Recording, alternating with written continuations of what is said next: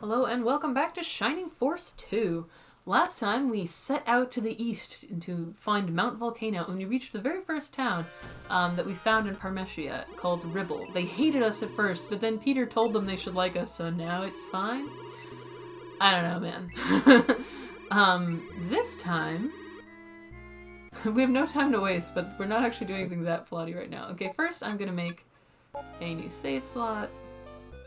And then we're gonna go back to full screen. Okay. So basically, Ribble was just like a little stop on our way. We're gonna continue east in this episode because we got to get to Mt Volcano far to the east. This episode basically just has a pair of battles in a row. Oh, first we're gonna stop up here. Remember the woman who said her archaeologist husband had gone to the east? Here he is, Passeron of Ribble. He's studying the ancient petroglyphs. Rode told him about a family who has an ancient tomb in Parmesia. According to his studies, his house should be around here somewhere. I'm assuming it's through that big obvious sealed door in the mountain wall. I'm sure we'll eventually go in here. So we were told to go east and follow the river, which is what I'm doing right now. And I believe our next battle is right here. Yep, here we go. So in this battle, this is the one with the power ring. No, it's one of the two witches. Where's the other witch? Which witch? Here we are. So this witch way at the end. You can see why I forgot the last time because it was towards the end of my recording session and I just lost track of because the battle was so long. We also have these new dark dwarf enemies, which you may recall from the first game. They're basically just slightly tougher, I guess. I don't think there is anything else new. I'll take a peek at the map. It's basically just another big outdoor map. This battle's gonna take a little while. So the only people with empty slots in their inventories are Peter and May, so we're gonna try and have May kill the witch to get the power ring. The nice thing is that even if, since Peter is still not under our control, remember, but even if he ends up getting the kill, because he has empty inventory slots, we should still get the power ring, so that will be fine. It'll be a quite useful item. It boosts attack, so I want to make sure we get it this time. But yeah, in the previous game in Shining Force 1, there may have been a couple, maybe there were a couple ones where you had like 2 battles in a row, but usually there was some sort of break between the two, but I guess here, you know, at least like a cutscene here because of the walking around the map feature, that's not necessarily the case. So here, we're gonna get into this battle, and then we'll keep walking around the map and eventually find the next one. So it'll be a little hard to break this one up. I guess I'll see how long this battle takes and then decide if we want to do the next one too. Because I found last time that the next battle after this one, the battle in the cave, it took a while. It took longer than I thought. The map was fairly small, so I figured it would be short, but a lot of the enemies just took ages to kill. So I may break between the two, just to keep the videos a little shorter. This is a new thing I'm trying, where I'm trying to keep the videos to half an hour. Before, in the first one, I honestly didn't really try to make them an hour, it just sort of tended to fit into that when I did one battle and then exploring the relevant town. So it just sort of happened to be that, but, you know, let's see if it works well being just half an hour. Could be good. I feel like my YouTube video taste is somewhat different than a lot of people's because I always hear people say that no one clicks on an hour-long video, but I actually like watching longer videos because I have them on in the background a lot. Like if I'm just doing some data entry or something at work, or if I'm like, you know, cooking or I don't know, doing stuff at home, I'll just have them on the background. So having a long one means that you can just set it and forget it basically. So I like them that long, but apparently that is not the taste of the general population, and most people would prefer something a little more succinct. So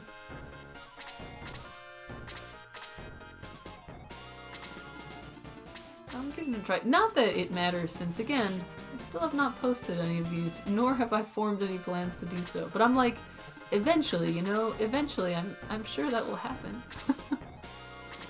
It would actually be kind of funny if I recorded all the Shining Force stuff and then the first thing I ended up posting was something that I recorded like notably later. It would just be so strange. I have all this backlogged content that no one has seen and then post something else, which presumably would involve referencing back to the previous videos that no one has seen. It would be odd. In a way, I am kind of considering it though, because Yoshi's Crafted World just came out a couple weeks ago, and I'm strongly tempted to buy it as a gift for a friend of mine who doesn't have a Switch. But not just they're not interested, but she was waiting to, she was hoping that when the Fire Emblem game came out, there'd be a special edition of the Switch. I have a couple friends who, they really like collecting special edition consoles, but buying those and the regular version of the console is not exactly easy on the old wallet, so they tend to wait until a special edition they want comes out. And, you know, that's fair enough, because if you wait a little longer into the console's lifespan, the game library gets bigger too. I think I didn't buy my Switch until the Switch had been out like a year, because it was out of stock at first so long, so I just, I didn't find one for ages. And then by the time I got it, I got Breath of the Wild and Fire Emblem Warriors with it, so it was like, oh, it's already got some games I want. So sometimes waiting on a console can be kind of nice. But the Fire Emblem game Special Edition is not a Special Edition console, it's just like some Special Edition merch and like a nicer game box. It's like one of those metal ones. So that ended up not happening, so she's like, should I continue waiting or not? But there's so many good games on that I'm like, I must convince you, it is so fun. And I think she'd really like Yoshi's Crafted World, because she was a huge fan of Kirby's Epic Yarn, and although I don't think the gameplay of the two games is similar, the aesthetic is definitely similar, you know, it's like, you know, cute household materials, characters, very cute. So I think she'd totally like it, and it's co-op, so it'd be fun, right? And I'm like, oh, I should get it for as a gift, and then coerce her into Let's Playing it with me for the internet. But I'm also like, would that really be a good idea, or is that just something I personally would enjoy, and not being a good friend? It does look cute, though. The reviews I've seen mostly say that, like, it's kind of easy, but I also feel like it was probably intended to be pretty easy. It looks like it's sort of aimed at kids a bit, right? So, you know, I don't think every game has to be super difficult to be good. I also almost never play platformers, so to me, maybe it would seem moderately difficult just because I'm like, I never do this kind of game. I'm not used to it. Difficulty's all relative, right? But yeah, so it was like, maybe I would do that, and then I'd post that, you know? And then I'd have all this backlogged content that I'm like, I mean, I'm also kind of hesitant to post it because especially Shining Force 1, I made it to teach myself how to use the recording equipment, so the consistency is really shaky because I was still figuring that out. But that game is so good. People need to know how great that game is.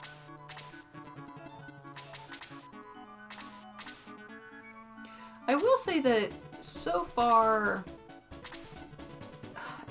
and I think this is mostly driven by nostalgia, because, and it's funny that I say that, right, because I didn't play either of these. Oh, Peter, did you get off by yourself somehow? Well, he comes back even if he dies, so whatever, he can just shit. Maybe he'll get a kill, that'll be fine. Handle it yourself, Peter. We're terrible, aren't we? We like, this guy came with us so we could escort him home because he's injured, and we're just like, fuck it, you're too slow. But, like, he's too slow, is what I'm saying. He should be fine, though. It can only use Blaze 1 now, and it'll use that once and be done, and Peter's pretty strong. Be good for him to get some exp, honestly, so he doesn't fall too far behind. What was I just saying? Oh yeah, I didn't play either this or Shining Force 1 as a kid. I think I played them, like, in high school. But I played Shining Force Sword of Hate as a kid, and that game, visually, is more similar to Shining Force 1. So for me, Shining Force 1 kind of hit that nostalgia a little more because of the similarities to the game that I played as a kid, whereas this one's not as similar. So far, and I realize this is quite early in the game, it's really early. The guide I'm using is divided into 5 chapters, and we've only just gotten to chapter 2. This is the start of chapter 2. So we're not very far into the game at all. But so far, I'm not enjoying it as much as Shining Force 1, which I had a lot of fun with. And I think it's because it reminds me of Sword of Asia. It's like pure nostalgia. Because objectively, I realize that this is better in many ways. Like, the graphics are obviously better. The game is much longer. You know, you have more, you know, nuanced mechanics with the branching promotions and stuff. There's more to it. The story there's certainly a lot more going on. Like, there's more to the cutscenes and stuff. So I'm not disagreeing with any of that, but the first one, maybe it's also because so far, and this might change as the game goes on, so I realize this is an early judgment, but the first one was just so bonkers. There was just so much about it that was so weird. Like the robots and shit, like people are just digging up these ancient robots and like using them to take over the world and just evil it was like this weird mishmash of all these fantasy tropes. Which was delightful. Oh, well, Peter's dead. Now we're gonna... You know why this annoys me mostly? Because now I have to go back and kill that thing. It's gonna take forever. Fuck you, Peter. You need to pull your weight. Or at least you need to stay with the group. Like, learn to hike. Also, I know his wing is injured, but still, he's flying. I think he should be able to keep up. Ugh. Yeah, this is the one we need to kill with May, so that we get that ring. It's so hard to kill them with a specific person though, because you don't know when the turn's gonna come up, and the witch has freeze, so that can do quite a bit of damage. It could one-shot Kiwi. Poor Kiwi. Not very useful.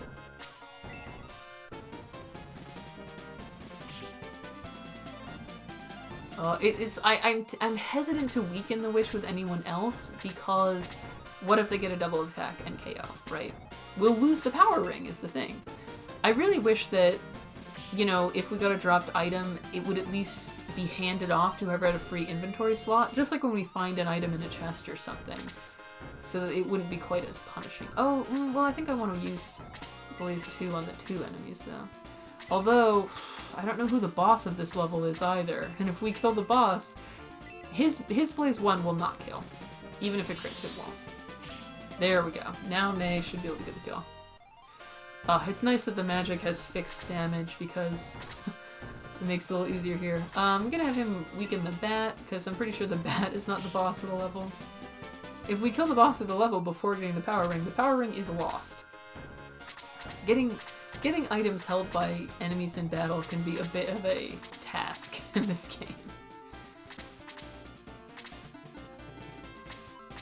Man, I should have been healing more with her when we didn't need it, because she's hardly used any MP. I was like saving it, but I gotta just get in the habit of healing every turn, even if we don't need it, for a random battle like this where it'd be that big of a deal.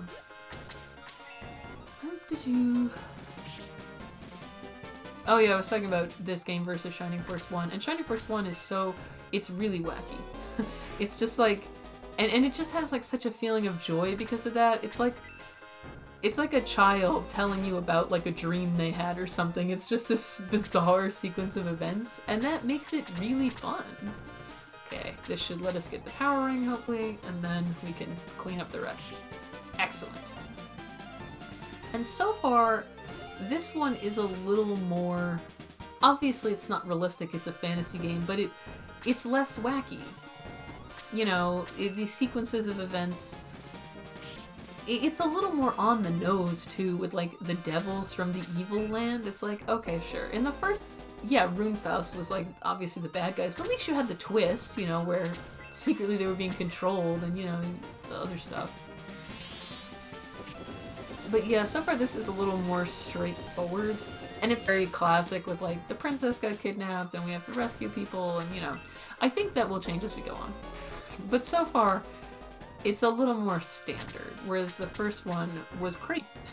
And that really, I really like stories that just take a premise and just run with it, just completely go bonkers with it, and don't even try to do like a serious thing. Like, although the first game, not serious isn't the word I want, because the first game has some serious drama in the plot points and stuff, but like, they don't try to explain it or like make it logical, they just go with it.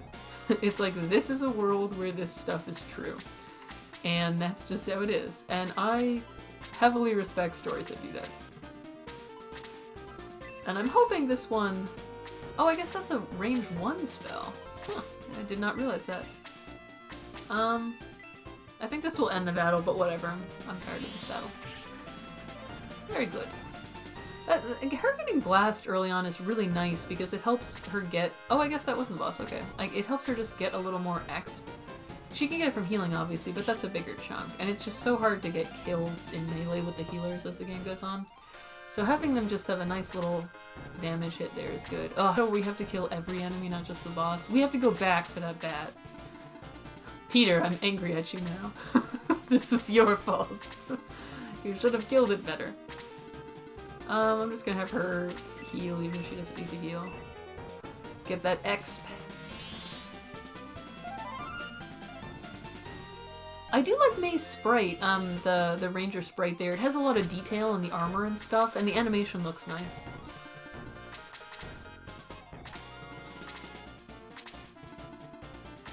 Yeah, I like having archers in these games because it does take, you kind of have to dogpile the enemies to kill them, right? It takes a lot of hits. And having the archers essentially just lets you have more people attacking since they don't have to be adjacent. So they're quite useful, I think. Okay, we're about to kill this batch. And then can wander the map a little. Oh man, he got poisoned. Oh, that's annoying. I'd have Sarah detox him, but she's like not anywhere nearby. Next battle. Because we're not going to be going back to a town until we do one more battle. Poison is like, it's not that dangerous of a status effect, but it's really annoying. It's like, oh great. Or I think we may have an antidote somewhere. I guess we could just use that once the battle's done. Here we go, wrapping it up. Good job. Okay. Finally finished that battle. And we got the power ring this time, so I'm pretty pleased. I'll have to decide who to give it to. Let's quickly check the member list. Can we sort by... We cannot sort by attack. Sarah, maybe. She obviously has low attack, but she can also get X in other ways. I think I'm gonna give it to Kiwi, because his attack is only 1 point better than the healer, and all he can do is attack. So that's pretty darn bad.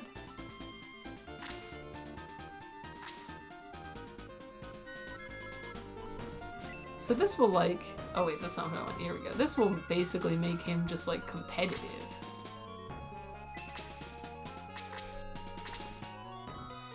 Because the fact is, we can't swap him out yet. So until we can, he should at least pull his weight. There we go. Cured the poison. Okay. So now, the next thing we're gonna do is, I have to remember the sequence here. We're following the river. There's 2 different bridges, and one of them we're gonna find a mithril when we go across it. I did this last time. Here it is. This is the lower one. And, right up in here.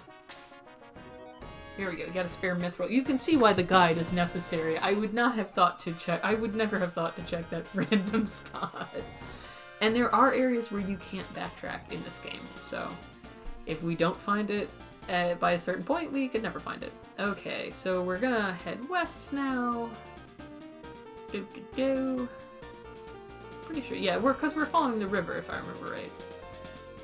That's what we were told in the last town, I think. Ah, and here we are. This is the cave that we have to go through, the dark cave. You'll come to the foot of Mt Volcano through this dark cave. It's a Pokemon-style dark cave where there's just light around us. But I heard this cave is home to a hobgoblin. And also, I don't think I talked to them this time. I did last time I recorded, but I just did not want to this time. I just want to get back to where I was. 2 villagers were like, oh, you can't go through that cave because it's so dark. And I was sort of wondering at the time if it was like magical darkness, but apparently it's not. So I don't know why they didn't just get a torch. You could easily go through this cave. It's apparently not that dark. However, it is fairly dangerous. This is also a classic comedy moment, right? I heard there's a hobgoblin here. Yes, there is! Who said that? Obviously the hobgoblin, Peter. Catch up. It's... me, the hobgoblin. The hobgoblin is also very cheerful about all this. He has a good personality. Welcome to my home. Enjoy your visit because you're not leaving. Okay, so this map is honestly, it's only been like 20 minutes, so I guess this run will just run a little longer. Otherwise it's gonna be short, you know. This map is a little annoying, mostly because the darkness doesn't really impede us because anywhere we move the cursor we can see and we have the full map anyway, but I just find it makes it a little annoying to find where I want to put people. Last time I tried going through here and got totally bottlenecked and stuck and it took ages. So this time I'm just going to go around. Because even though it is a longer distance, I think it will actually be shorter. Because we won't get stuck in that bottleneck for so long. And as you can see, Peter is back. He just resurrects because he's a phoenix. Which is quite convenient. And there's an item in a chest in this cave. Unlike in the first game where you could search chests in battle, here you cannot. We'll have to wait till the battle is over.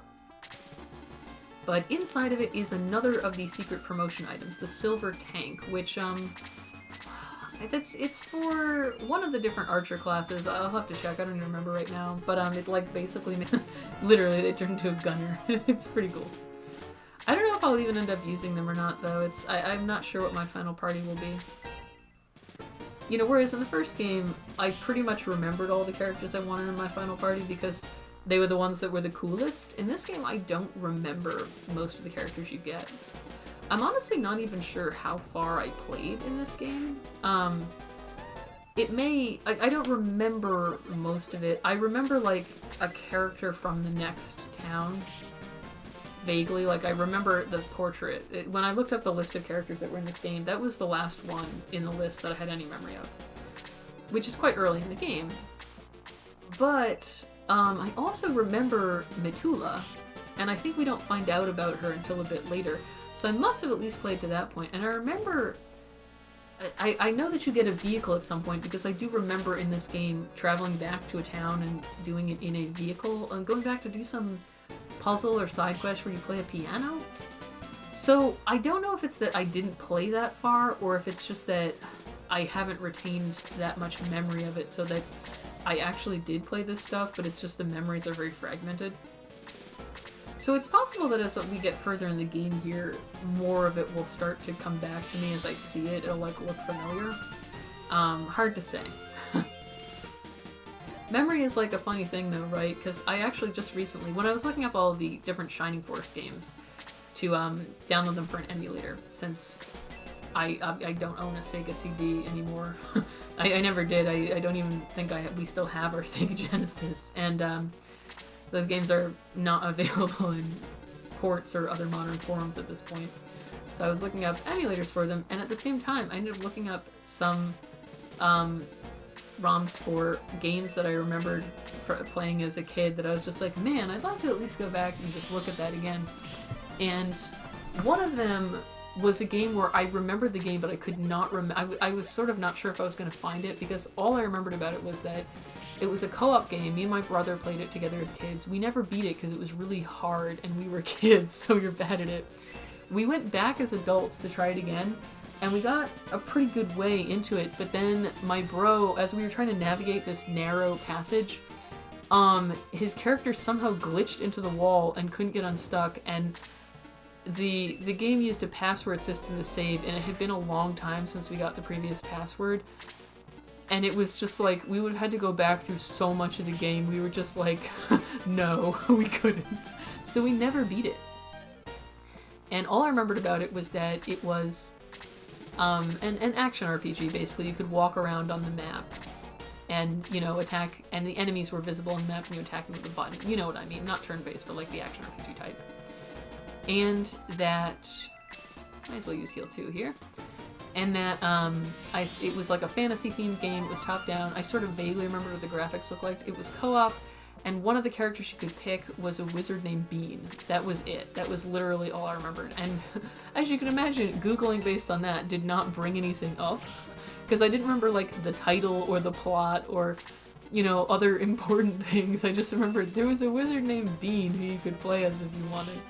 So I ended up just looking up a list of Sega games that I thought were around the right year based on them being published in the same year as other ones that I was like, yeah, we definitely had that as a kid. And I just looked through a huge list of them, and I swear I literally had no idea what the name of it was. I could not remember.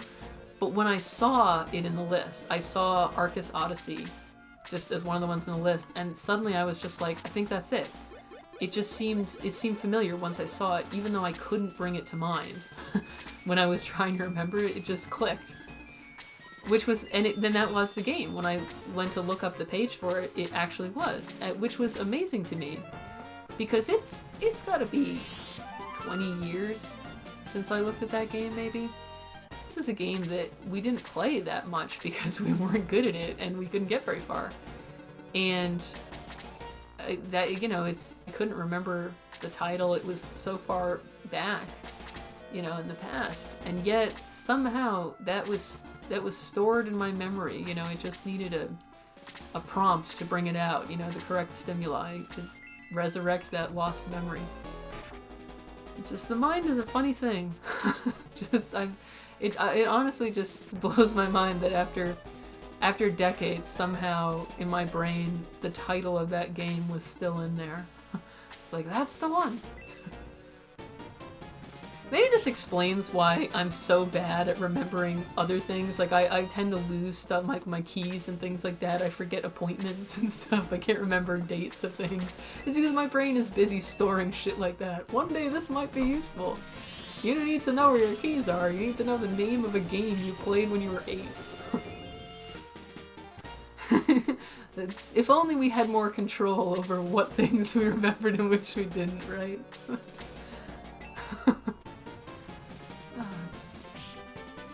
My memory has always been a little strange. Even when I was a kid, I could, like, recite from memory the plot of books I had read, but I couldn't remember phone numbers or birthdays or things like that. All of that in one ear out the other.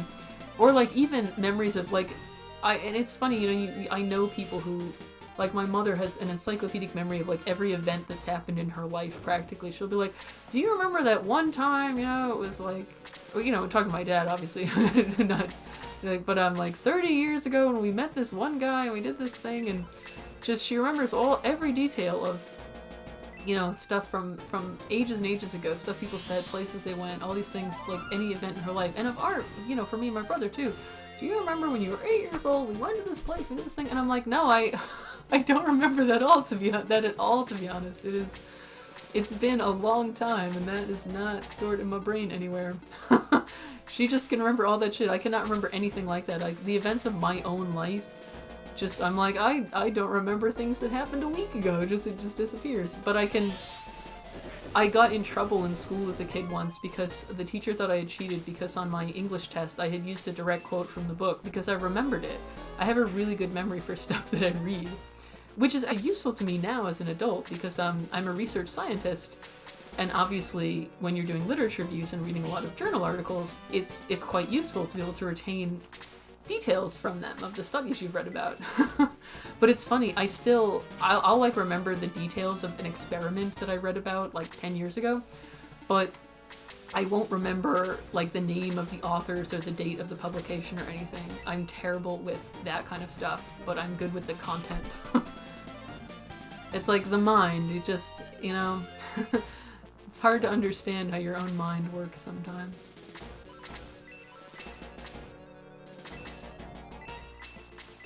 Yeah, there was a long digression, basically just to say that although I remember very little of this game, I do think it's possible that as I get further into it, some of it may come back to me. It'll be like, oh, that's familiar.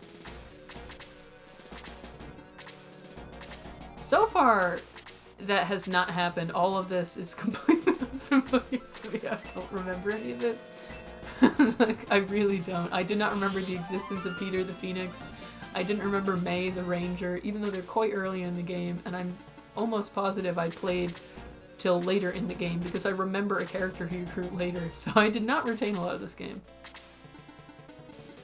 Which is, I don't know why I remember Shining Force 1 so much better than this game. Maybe just because I liked it better, you know? This battle is... The rough terrain makes this battle really annoying. This is yet another instance where the rough terrain is annoying in part because it just makes the battle really slow. But it also makes it really annoying to get enough characters in position to fight these enemies. And when you have enemies that do a lot of damage, like spellcasters, that is just so annoying, right? Because it's like, I gotta kill this enemy, they're killing my dudes, I can't get the healer over there, they don't have enough movement, can't get my attackers. Okay. I'm trying to just blast through this battle. As a side note, even after this battle, I still will not be caught up to where I was before, with the recordings that got damaged. There's another town and another battle, and then we'll be caught up. Just, now you can understand my frustration in realizing that all of those recordings, had not recorded correctly. Because, oh man, it was a lot of lost work. Peter is still just hanging around in the back there.